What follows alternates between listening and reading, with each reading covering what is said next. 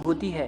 कहते हैं जब स्वाति नक्षत्र की पहली बारिश होती है तो उसकी पहली बूंद कोबरा सांप के मुंह में अगर चली जाए तो वह सांप अपने मुंह से नागमणि उत्पन्न करता है।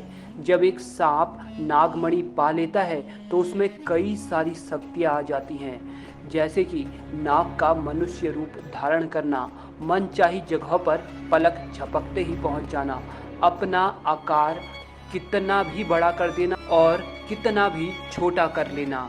ये सभी शक्तियाँ उसके पास आ जाती है।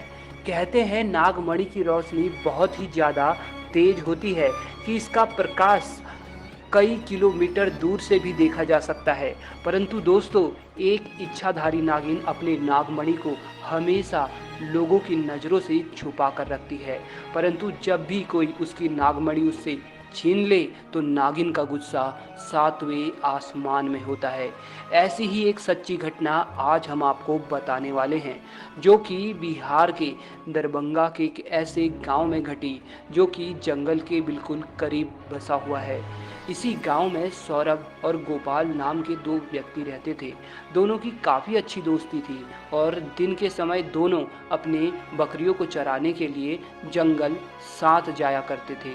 उसी जंगल में एक इच्छाधारी नागिन अपने नाग के साथ रहती थी और अपने नागमणि की रखवाली करती थी। एक बार गोपाल की एक बकरी घने जंगलों के अंदर चली गई तो गोपाल ने सौरभ से कहा कि तुम आज मेरी बाकी बकरियों को अपने बकरियों के साथ घर ले जाओ, मैं तो अपनी उस बकरी को ढूंढ के ले आता हूँ जो शायद जंगल में थोड़ा अंदर चली गई है। उधर नागिन भी अपना भेष बदल कर तथा मनुष्य रूप धारण कर नाग को नागमणि की रक्षा के लिए छोड़ गांव में भ्रमण को निकल गई।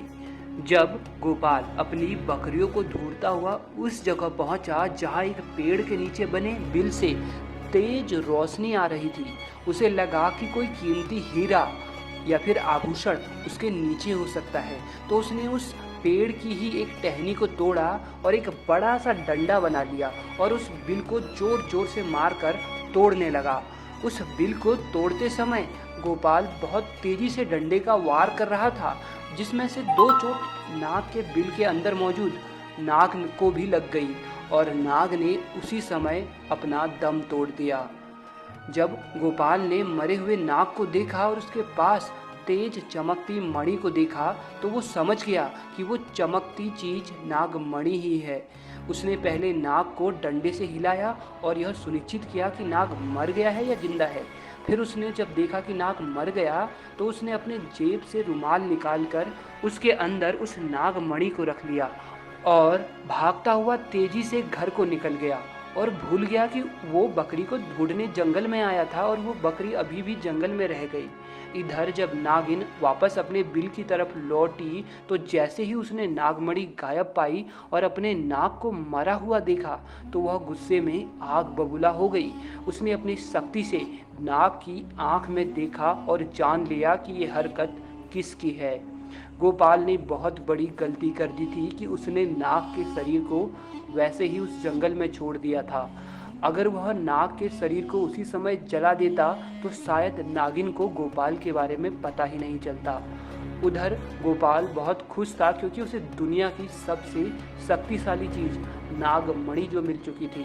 गोपाल जब घर पहुंचा तो सबसे पहले उसने नागमणि अपने हाथ में पकड़ी और यह इच्छा जताई कि उसकी खोई हुई बकरी उसे मिल जाए। दोस्तों, चमत्कार हुआ कि अगले ही पल वह बकरी उनके घर के दरवाजे पर थी। गोपाल ये सब देखकर बहुत खुश हो गया।